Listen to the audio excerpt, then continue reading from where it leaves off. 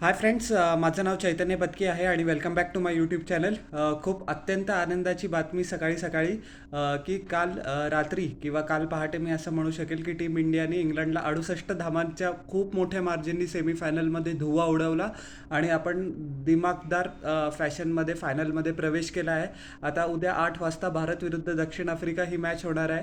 But मी खूप खुश आहे कारण थोडीशी नर्वसनेस होती, थोडीशी एक्साइटमेंट पण होती. काल समजा तुम्ही माझा प्रिव्ह्यू पाहिला असेल तर तुम्ही समजलंच असेल. बट या ज्या वेळेला आपण 170 171 स्कोर पहिल्या इनिंग्समध्ये करून टाकला त्यावेळेला मला माहिती होतं की नाव it is India's game to lose. आपण चांगल्या पद्धतीने बॉलिंग करायला पाहिजे. दुसऱ्या का तिसऱ्या ओव्हरमध्ये अर्शदीप सिंगला जॉस बटलरनी 3 चौकार लगावले. मग मला असं वाटलं की हे परत 2022 सारखंच होतं की नाही, कारण तुम्हाला माहिती आहे की एक फॅनचं मन कसं असतं की लगेच ते चलबिचल होऊन जातं. बट अक्षर पटेलनी जी सुरुवात केली, धूमधडाका केला. जॉस बटलरनी तो खराब शॉट खेळला, बट अक्षर पटेलला पण ॲप्रिशिएट करावं लागेल. त्यांनी त्याच्यानंतर जे मोमेंटम आहे इंग्लंडला कम्प्लिटली बांधून टाकलं आणि अक्षर Patel man of the match पण राहिला. त्यांनी 4 ओव्हरमध्ये 23 धावा देऊन 3 बळी घेतले आणि 10 रन्स पण केले शेवटी, काहीतरी फक्त 6 चेंडूंमध्ये. सो ओव्हरऑल त्याचा कॅमिओ पण चांगला होता आणि बॉलिंगमध्ये त्यांनी खूप महत्त्वाचं काम केलं. बॅटिंग टीम इंडियाची खूप चांगली झाली कारण हे पिच टू पेस्ड होतं आणि बॉल बॅटवर एवढ्याच सोप्या पद्धतीने येत नव्हता. सो 180 190 200 असं स्कोर होणं काही पॉसिबल नव्हतं. तरी भारताने 171पर्यंत मजल मारली, 7 गडी गमावून 20 ओव्हरमध्ये.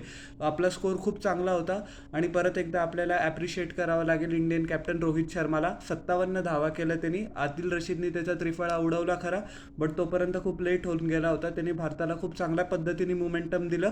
त्याला माहिती होतं की अल्ट्रा अग्रेसिव्ह त्याचा मोड होताच होता, बट एकदम पण ॲग्रेसिव्ह नव्हता. थोडंसं त्यांनी पिच चांगल्या पद्धतीने ॲसेस केलं, वन्सला टूजमध्ये रोटेट केलं, स्ट्राईक चांगली रोटेट केली. पण ज्या वेळेला बॉल त्याच्या आर्कमध्ये होता त्यावेळेला त्यांनी त्याचा खरपूस समाचार घेतला आणि परत एकदा back to back magnificent half century त्यांनी केली.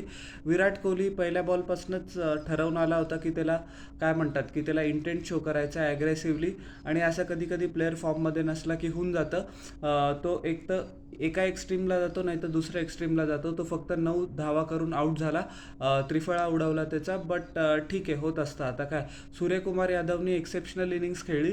त्याच्या 47 धावांचं कॉन्ट्रीब्युशन पण आपल्याला विसरून चालणार नाही. रोहित शर्माच्या पद्धतीनेच खेळला, बट चांगलं त्यांनी मिडल ओव्हर्समध्ये इनिंग्सला मोमेंटम प्रोव्हाइड केलं. सो ज्यामुळे भारत 170च्या पुढे इव्हेंच्युअली जाऊ शकला. हार्दिक पांड्याने पण 23 मौल्यवान धावा केल्या, जेणेकरून काय म्हणतात त्याला की आपल्याला एक कम्फर्टेबल 10 का 15 रनांचं अजून मार्जिन मिळून गेलं की समजा जर मॅच अटीतटीचा झाला तर फसायला नको मिडल ओव्हर्समध्ये. त्याच्यानंतर अक्षर पटेलनी शेवटी चांगल्या पद्धतीने कॅमिओ खेळला. शिवम दुबे 0वर आऊट झाला क्रिस जॉर्डनच्या बॉलिंगवर. त्याला मला असं वाटलं होतं की मागच्या 2 सामन्यांमध्ये फॉर्म गवसला आहे, बट त्याला परत आता तो काय म्हणतात पहिल्या बॉलवरच आऊट होऊन गेला. I don't know what's wrong with him. But anyways, एक विकेट घेतली रिस टॉपलीनी, एक घेतली आदिल रशीदनी, एक घेतली जोफ्रा आर्चरनी, 3 विकेट्स घेतल्या ख्रिस जॉर्डननी. सो जॉर्डनला पण 2 षटकार हार्दिक पांड्याने लगावले होते 18व्या ओव्हरमध्ये. सो 171 आपण केले. So it was always going to be very difficult for England. पहिले 2-3 ओव्हर ते इंग्लिश बॅट्समन चांगले खेळले, बट जसा अक्षर पटेलला इंट्रोड्यूस करण्यात आलं तसंच काय म्हणतात त्याला की इंग्लंडचा काय म्हणतात कोलॅप्स लाईक 9 पिन सुरू झाला, 9-8 सुरू झाला इंग्लंडचा. जॉस बटलर रिव्हर्स स्वीप खेळायला गेला, टॉप एज लागला, रिषभ पंतनी कॅच घेतला. त्याच्यानंतर तर पूर्ण इंडियन बॉलर्सनी डॉमिनेट केलं. कुलदीप यादवला पण ॲप्रिशिएट करावं लागेल. 4 ओव्हरमध्ये फक्त 19 धावा देऊन 3 बळी घेतले. ज्या वेळेपासून कुलदीप यादव मोहम्मद सिराजच्या ऐवजी आला आहे तो अक्षरशः रेव्हेलेशन बनला आहे टीम इंडियासाठी.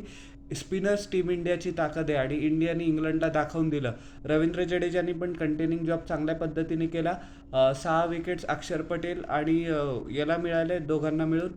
कुलदीप यादवला 2 विकेट जसप्रीत बुमराहनी घेतल्या. 2.4 ओव्हरमध्ये 12 धावा देऊन आणि 2 रनआउट झाले. लियम लिव्हिंगस्टनला रनआउट केलं आणि अजून एक lower down the order Kuldeep यादवला, बॅट्समनचं सॉरी मी ना, Chris Jordan I think so, त्याला रनआउट केलं. सो भारताने फक्त 16.4 ओव्हरमध्ये 103 धावांवर इंग्लंडचा फडशा पाडला आणि 68 धावांनी आपण विजयश्री खेचून आणली. याच विजयाने 2022चा जो बदला होता की इंग्लंडने आपण इंग्लंडला काहीतरी 169 का 170 धावांचं टार्गेट दिलं होतं. एक्झॅक्टली 16 ओव्हर्समध्ये एकही विकेट न गमावता इंग्लंडने ते टार्गेट चेस दिलं, चेस करून टाकलं होतं आणि खूप मोठा काय म्हणतात घात होता तो Indian फॅन्ससाठी.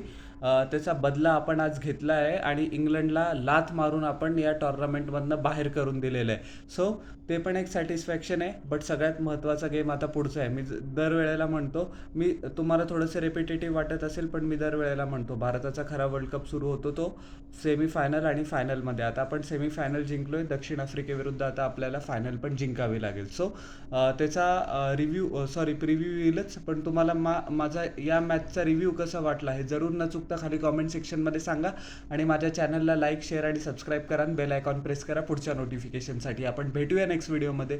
Till then everyone, bye.